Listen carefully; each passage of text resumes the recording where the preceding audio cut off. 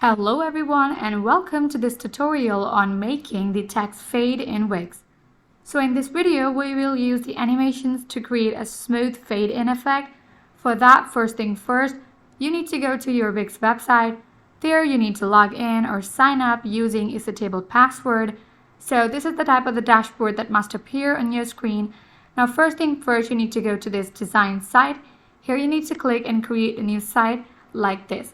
So let's just say this is the site that I've created. Now I'm going to be adding the fade option to my header. So here you see that this is my text, and when I select this text by just clicking in this, here you see there are so many options like edit text, generate text, and animations and effect. So I'm going to be clicking on this option of animation and effect, and here you see here's an option of fade. So I click in this, or you could also move to this option of scroll here, and when you click on this scroll option, here you see a number of effects, and here you see the fade effect.